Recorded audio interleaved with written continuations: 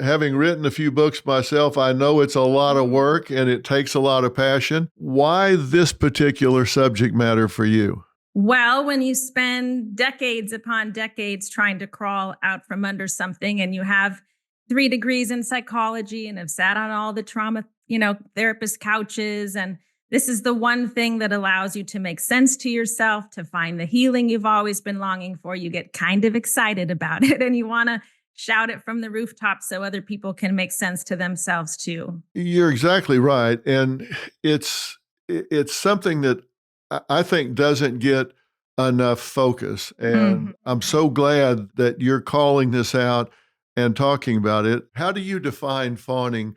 And let's talk about it in terms where if somebody is experiencing this, how do they recognize this? How do they know that they're caught up in this? Yeah. So fawning is a relational trauma response where we reflexively, which means unconsciously, appease or caretake in order to lessen the harm. And to your point, it's a very important one. It has not received enough attention, I think, for a couple of reasons. One is that it looks so different from fight, flight, and freeze, which sort of look like obvious trauma responses. You're running away, you're fighting against. Fawning has us leaning into the very relationships that are causing us harm. So it looks like buy-in. It looks like agency. It is not those things. And secondly, I think fawning is often encouraged. It's applauded, right? It's expected in certain contexts. So it's also conditioned, in other words, that we come by this response very honestly. But I think one of the hallmarks, the difference between, say, just being generous or being kind is that we feel like we don't have a choice. In other words, what would happen if I did express a different opinion? What would happen if I did fight back?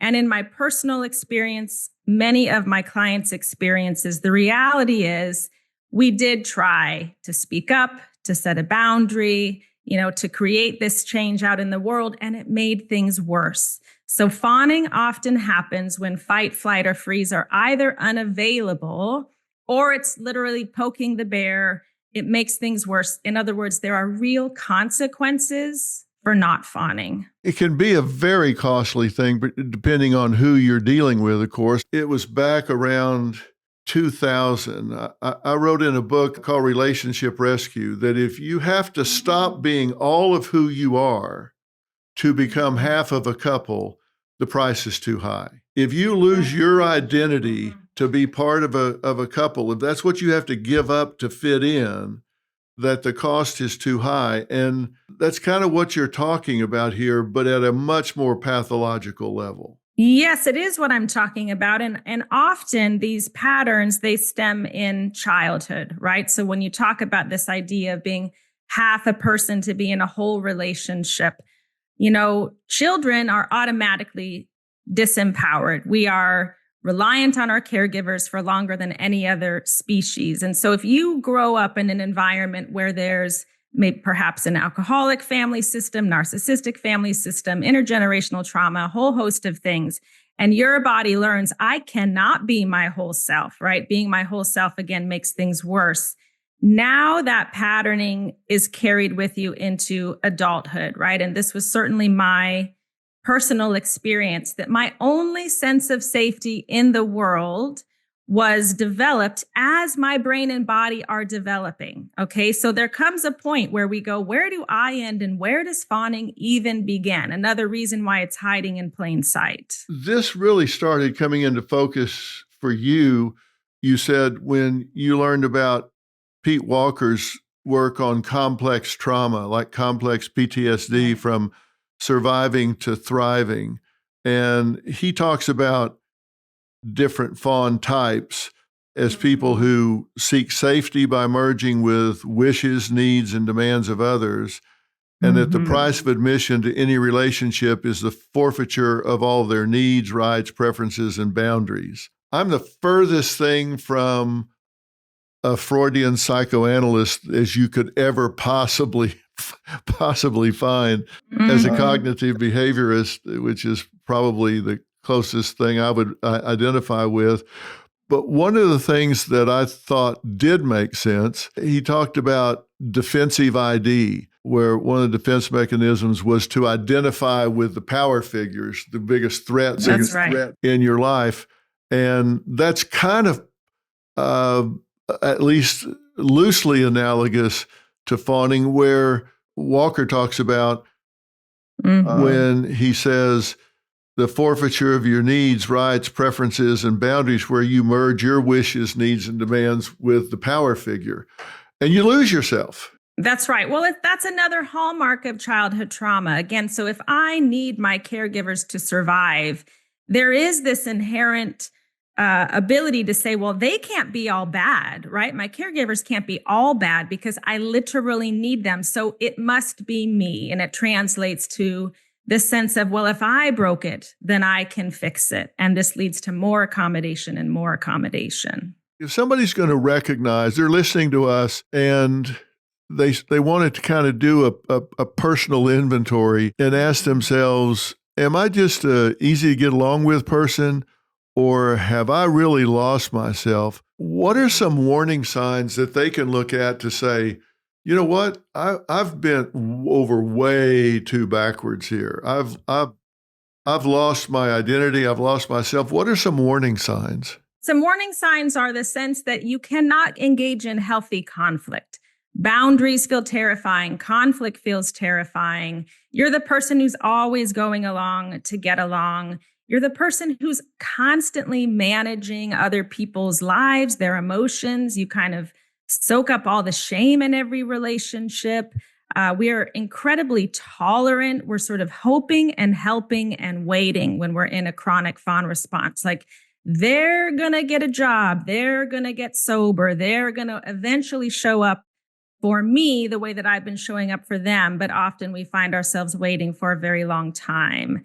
In my experience, I was like, I keep dating the same person with a different face. They were either cheating or unavailable. There was some level of lack of reciprocity in most of my relationships.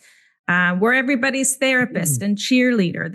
There's just this sense that I exist for you. And, you know, as I say that, I think, gosh, there's no mistake. I became a therapist, right? Even my professional life became about how can I be of service to others? And yet part of my work has had to become, how do I also get to exist in this equation? I'm a deeply relational therapist, so I get to bring my personal experience and opinions and feelings into the room and find that those are just as valuable as my clinical insight. Are these people that you consider to be fawning, are they going to try and control a relationship by being the one that gives all the time? Are they the ones that are the fixers, the nurses in the relationship? Not real nurses, but I've seen so many people that control relationships that way, because if they're always the giver, then they're in control, and it's safer that way. It's a give and take relationship is much riskier because there's more intimacy, there's more exposure, there's more, the give and take part of it creates a lot more vulnerability, and you can control things much easier if you're the one that's always doing for the other person.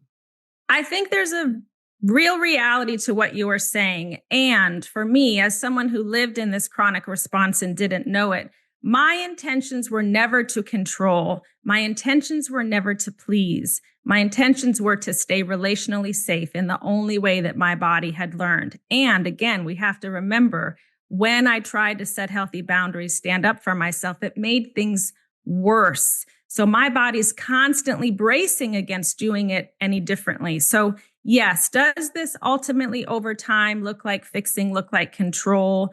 But when we use that language, which I think is part of what, I've had a hard time with about the codependency literature for a long time, is that it talks about it as a personal disease, as a need to control. And what my body was experiencing was an adaptive response to a deeply dysfunctional environment. So now, boiling that all down and saying that I'm dysfunctional, there's something wrong with me, knock it off, it literally kept me stuck. So I think we first have to honor the origins of these behaviors as adaptive, as life-saving, as hardwired, right? We're hardwired for relationships. The body will always prioritize safety and survival. This is the origins. And when I understand that, then it avails me of some of the tools that can move me through to the other side. So I'm sort of particular about the language in terms of the shame and blame that I think a lot of survivors have received over the years. And that's the reason I was asking about red flags, or how you, because you got to have insight to this, or you can't That's change right. what you don't acknowledge.